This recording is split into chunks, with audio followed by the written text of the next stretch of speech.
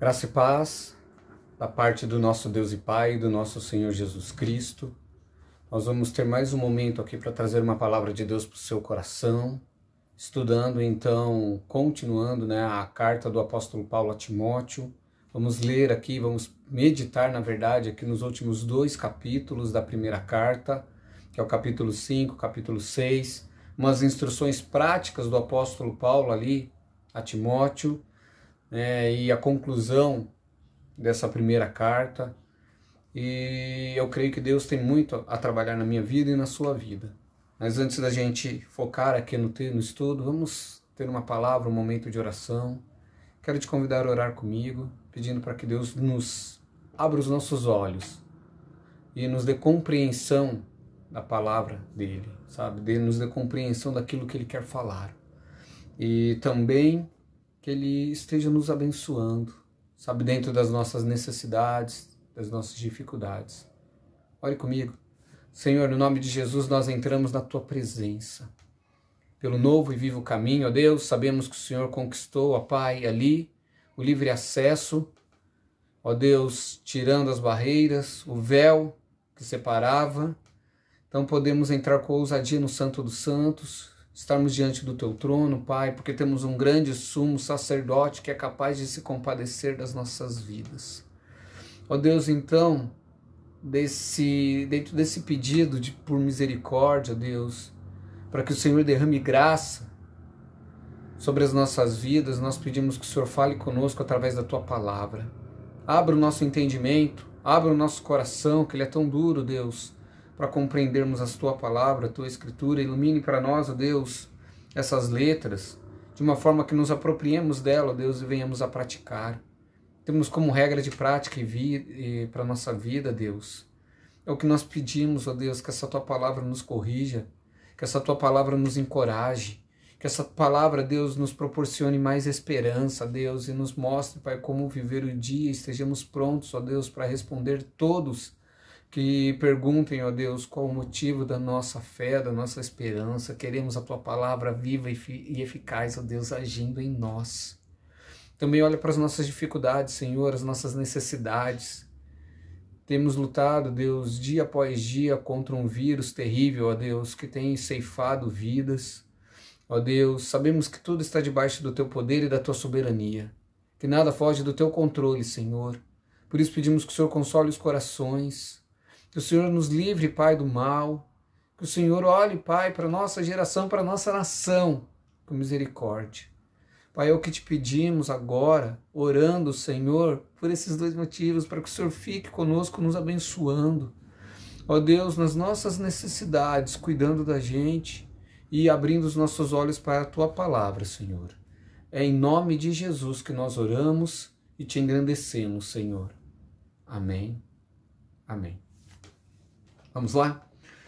1 Timóteo, então, conta ali a introdução, porque que o apóstolo Paulo comissiona, Timóteo para o ministério, para cuidar da igreja de Éfeso, enquanto o apóstolo continuava suas viagens para propagar o evangelho.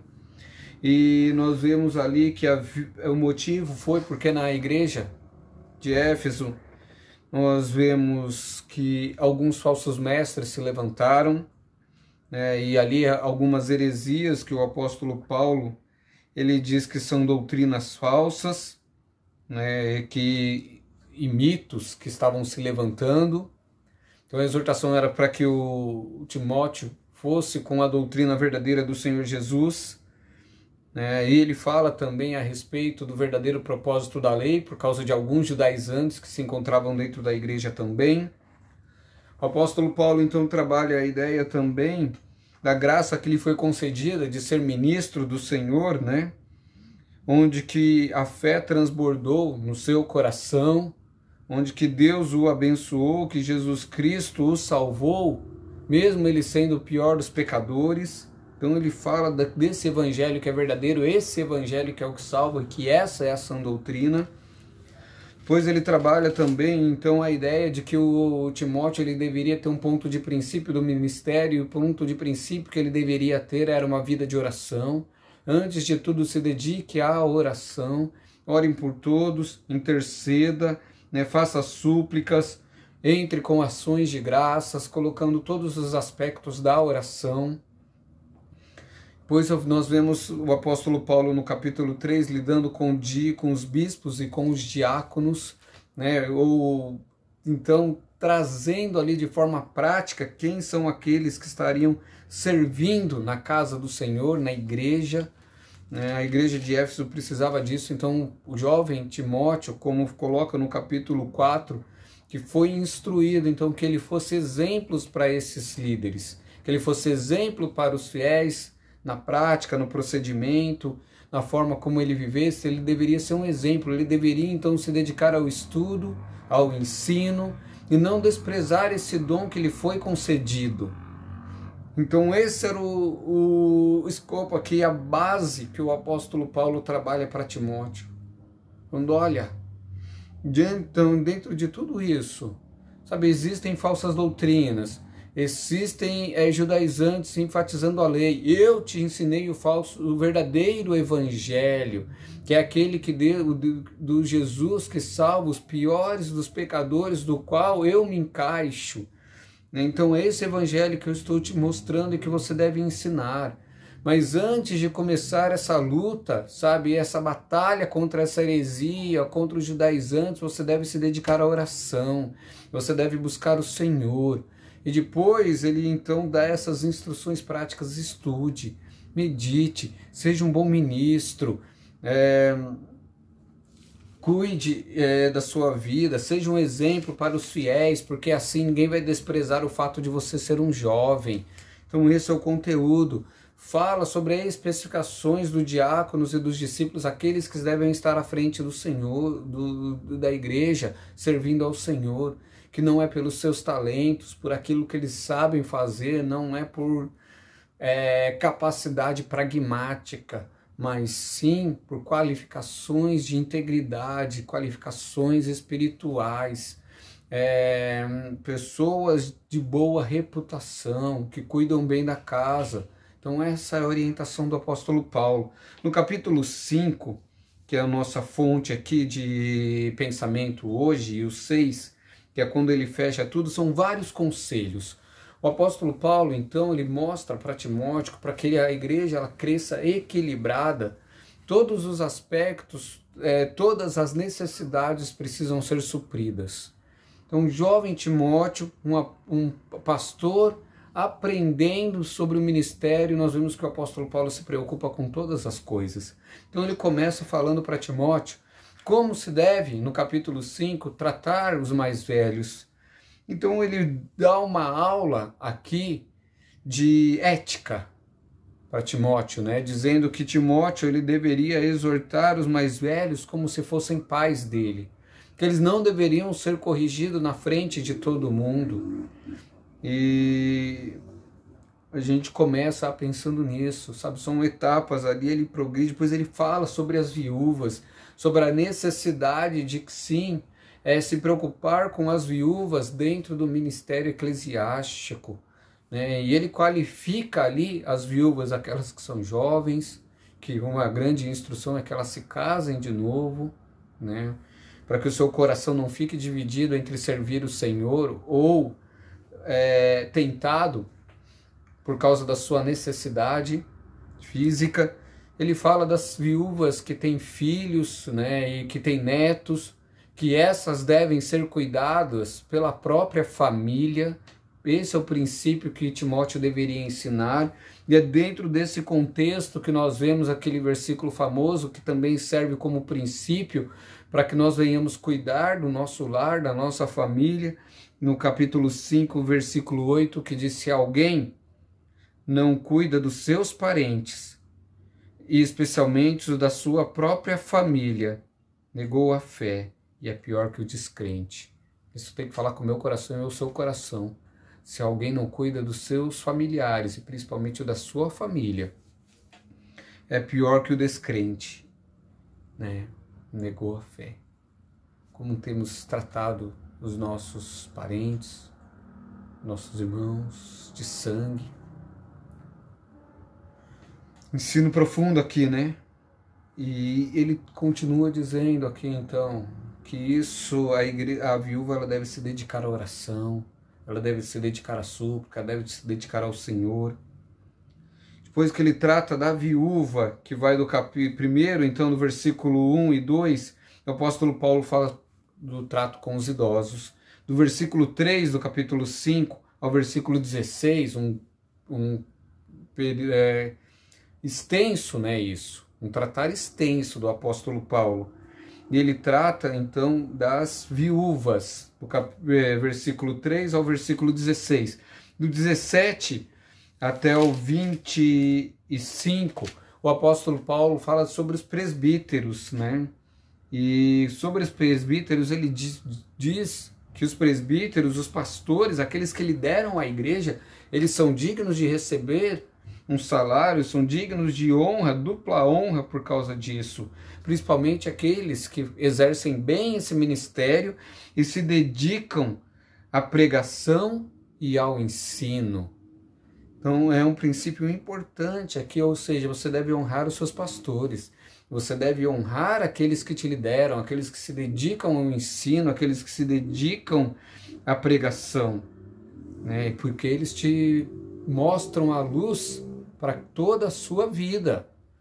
Então essa é a ideia dele, e então ele traz um ensino profundo a partir do versículo 5, do capítulo 5, do versículo 17, sobre essa honra que deve ser dada aos presbíteros. E se ele pecar, ele deve ser confrontado apenas no privado, e sempre com uma ou mais pessoas, né, juntos. Nunca ser confrontado sozinho, né, de acordo com a instrução. Não deve ser chamado a atenção em público. Então ele diz: eu exorto em Cristo solenemente diante de Deus, sabe, diante dos anjos. Procure observar todas essas instruções para que vocês não ajam com imparcialidade e não haja com partidarismo. Então o apóstolo Paulo, ele procura trazer a ideia para Timóteo de uma sabedoria na hora de julgar todas as coisas. E não ser partidário, olhando que Deus está instruindo e busca que seja dessa forma, né? Daí, a partir do capítulo 6, nós vemos Deus falando, Paulo falando como deve tratar os escravos, devem se relacionar com os seus senhores, se eles forem irmãos.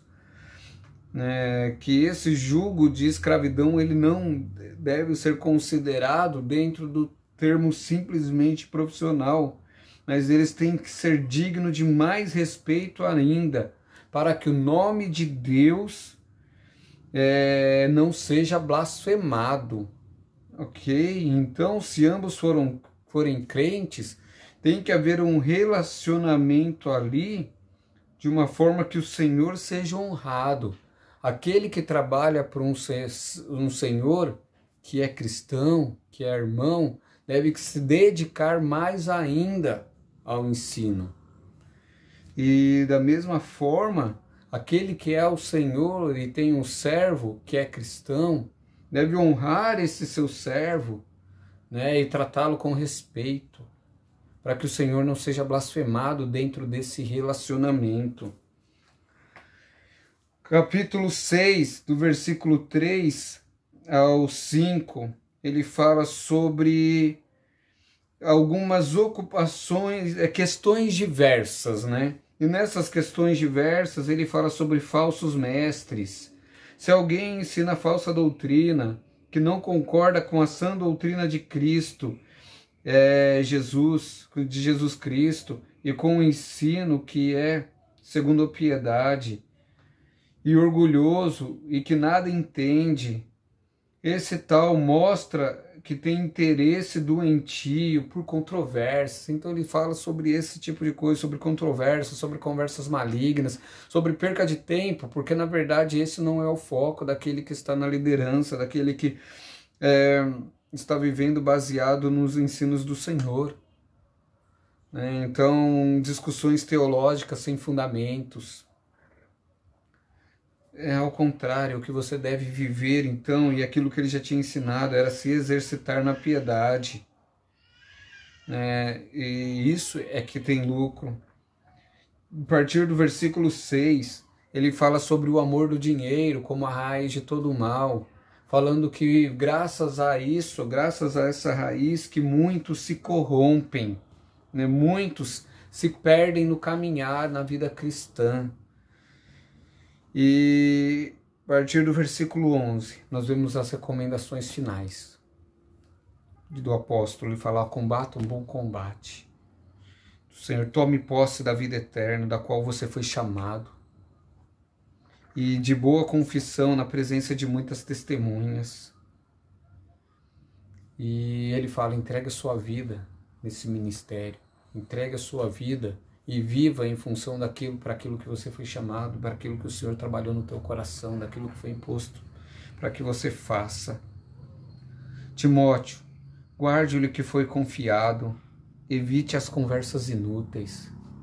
Isso é bom para a gente ouvir, né? A gente precisa evitar muitas conversas inúteis. É o que mais tem hoje nas redes sociais, e quantos de nós temos nos apegados a conversas inúteis, conversas que não dão frutos e não edificam.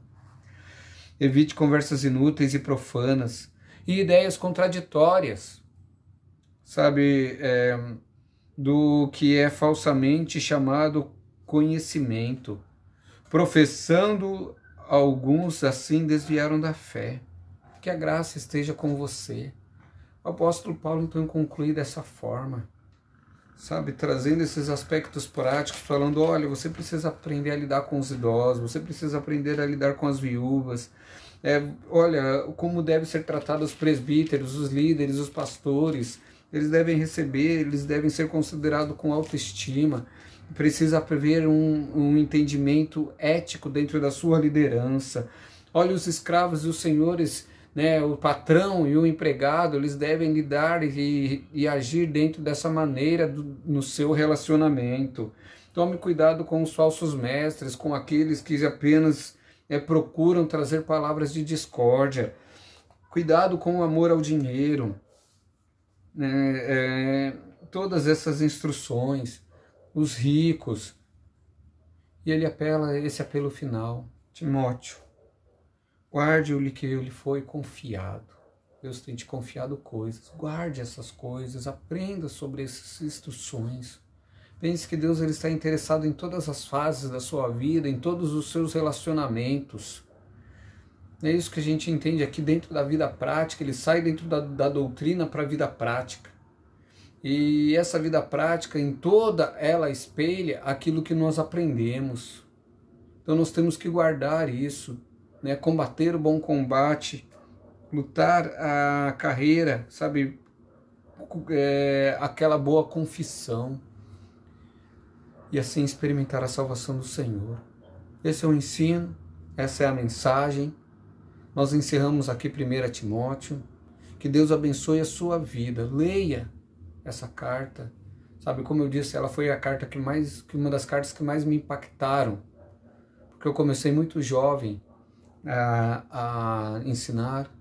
Comecei muito jovem a cuidar de alguns ministérios, de algumas grupo familiar, de juventude, e estou me sentindo totalmente incapaz. Deus usou para falar: Regis, não permita que ninguém te despreze pelo fato de você ser jovem. Antes, seja um exemplo, um padrão para os fiéis, na palavra, no procedimento, no zelo, na pureza, e dedique-se à leitura, ao ensino. Sabe, seja um exemplo. A liderança parte daí, de uma vida de oração e de exemplo. Em suma, é isso que essa carta ensina. Sabe, é assim que nós conseguimos não somente salvar a nós mesmos, mas aquele que também nos ouve. Deus te abençoe e te guarde. Essa é a minha oração por você. Em nome de Jesus. Amém.